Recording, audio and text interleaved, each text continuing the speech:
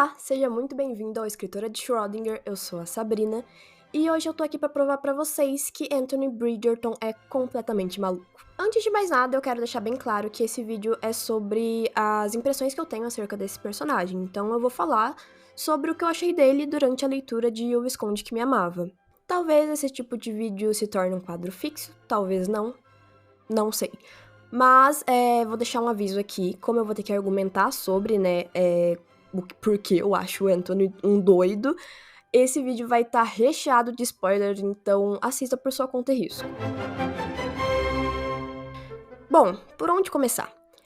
O Visconde que Me Amava é o segundo livro da série Os Bridgertons, e ele conta a história do Anthony e da Kate, que foi um casal que começou com farpas e terminou sendo um dos casais mais queridos da série.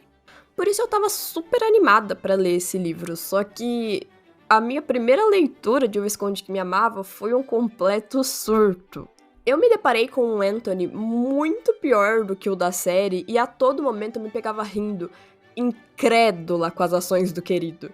Bom, a primeira vez que eu xinguei mentalmente o Anthony foi na primeira conversa dele com a Kate, naquele momento em que ele percebeu que ela não ia cair de amores por ele como ele imaginava. Assim que viu que a Kate na verdade tinha certa antipatia por ele e não tinha aceitado o pedido dele pra dançar, o querido foi lá, agarrou o braço dela e arrastou a menina pra pista de dança. Ele simplesmente ficou completamente irritado por ela não gostar dele. E eu vou abrir um parênteses aqui, porque isso parece ser um traço muito recorrente nos personagens masculinos da Julia Quinn. Como assim você não gosta de mim? Como assim não é uma honra pra você ser a minha amante? Como assim? Mas enfim, esse foi o primeiro momento em que eu pensei, ixi, como é insuportável. Porém, o grande incidente que me fez achar o Anthony um completo desequilibrado foi durante o passeio com o Newton, o cachorrinho da Kate. Simplesmente não entra na minha cabeça que o Anthony realmente acreditou que a Kate deu um jeito de maquinar tudo aquilo e que ela realmente se sentiu bem com o incidente que levou a irmã dela a cair dentro do lago. Ele realmente se irritou e agiu como se a culpa fosse dela, sendo que a coitada fez de tudo pra impedir o cachorro que só queria perseguir um coelho e acabou derrubando a Eldwina. O modo como ele reagiu a tudo isso me deixou muito irritada. E como ele tratou a Kate durante e depois de tudo isso foi, deplorável. Depois o filho da mãe ainda sonha com a Kate. Alguém me explica esse homem?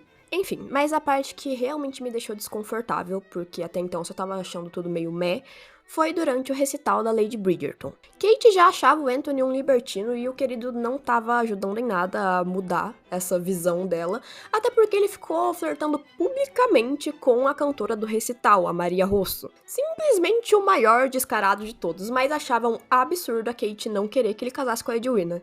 Tentando fugir do Anthony durante o recital, a Kate acaba aparecendo no escritório dele, sem querer, onde ele aparece logo em seguida com a Maria Rosso. Ela se esconde debaixo da escrivania pra tentar, passar despercebida, só que o Anthony vê ela lá e é aqui que o negócio começa a ficar problemático, porque ele foi lá e pisou na mão dela. A Kate morde a perna dele logo em seguida, provavelmente pra fazer ele soltar a mão dela, e ele vai lá e chuta ela. E ainda diz que sentiu prazer com isso. Tipo, oi? Eu sei que a Julia Quinn provavelmente queria que esse fosse um momento engraçado, e provavelmente foi pra maioria dos leitores, mas eu só fiquei meio... Cara, precisava?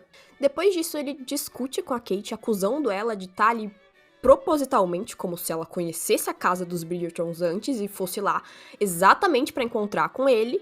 E aí ele vai lá, encurrala a querida contra a mesa e beija ela. E tudo bem, o beijo foi consentido. Ok, esse não foi o problema veio depois. A Kate fica realmente muito abalada com o beijo e ele trata ela com muita frieza depois de tudo. E aí ela vai lá e afirma que jamais vai deixar ele casar com a Edwina por motivos óbvios, né? Basicamente o cara foi lá, beijou a irmã da mulher com quem ele pretendia se casar em uma época em que beijos entre pessoas não casadas não era uma coisa aceitável. Só que, antes da Kate ir embora, ele afirma que vai tentar casar com a Edwina sim! Mano, que filho da p... Depois do chute e dessa afirmação, eu realmente passei a me questionar se eu queria chegar até o final do livro pra ver ele casado com a coitada da Kate. Mas ok, eu continuei na esperança dele desistir dessa ideia do casamento com a Edwina já no próximo capítulo, porque não fazia sentido ele continuar com isso. Ok, não era a hora dele já pensar em casar com a Kate, eu entendo isso, só que ele poderia ter pensado em encontrar uma outra futura noiva, coisa que ele não fez por preguiça. Preguiça. Enfim, quando as irmãs Sheffield, elas vão pra Albrecht Hall e tem todo aquele jogo de pau-mal, a Kate, ela fica super nervosa porque o Anthony foi chamar a Edwina pro jogo, então eles deveriam chegar juntos, só que eles ficam, tipo, super atrasados. E ela fica realmente muito ansiosa com isso, porque até então, as ações dele para com ela foram totalmente desrespeitosas, então o que ele poderia estar fazendo com a irmã dela?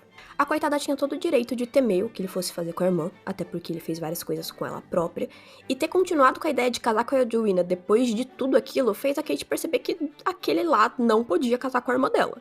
Felizmente, diferente da série, a Edwina nunca deu bola pro Anthony, ela nunca gostou dele, então ele tava nessa luta sozinho mesmo, porque ele nunca ia conseguir casar com ela. É depois do jogo do pau mal que o querido começa a ser gente e passa a ser um ser humano normal tratando a Kate com dignidade. A Kate percebe que foi injusta com ele, o que eu não concordo, e ela também percebe que ela tá se apaixonando por ele, e ela não acha justo ela ser contra o casamento dele com a Edwina depois dos motivos dela não gostar dele desaparecer, o que também não fez muito sentido pra mim, mas tudo bem. E aí ela vai lá e decide que vai falar pra ele que tá tudo bem casar com a Edwina. O Anthony já tava começando a esquecer a ideia de casar com a querida da irmã, porque ele tava pensando muito na Kate, tava tipo, não sei se vai dar muito certo, né? E aí que acontece a cena da abelha. Novamente, eu imagino que a intenção da Julia Quinn fosse que a cena fosse engraçada, só que o peso das motivações do Anthony pro que ele fez e o modo como ele fez aquilo sem se importar com os protestos da Kate me deixou desconfortável. Confesso, porém, que as 3 matriarcas do rolê aparecendo ali no meio do negócio me arrancou algumas risadas. Depois disso, os dois são obrigados a se casar e, após mais alguns dramas, os dois assumem que se amam e o Anthony passa a ser gente. Só demorou, talvez, 3/4 do livro. Enfim, gente, não me entendam mal, eu realmente gosto desse livro, eu já reli ele várias vezes. A maior parte das interações e conversas entre o casal é muito boa, só tinha esses momentos que me deixavam muito desconfortável e eu queria compartilhar isso com vocês. Lembrando que esse vídeo todo é pautado nas minhas opiniões sobre o personagem, não é nenhuma afirmação, são só o que eu achei sobre. Mas agora eu quero saber o que você acha sobre isso. O Anthony é realmente desequilibrado ou só foi tudo um surto da minha cabeça? Me conta aqui nos comentários e não esquece de deixar um curtir nesse vídeo e se inscrever no canal pra ver os próximos.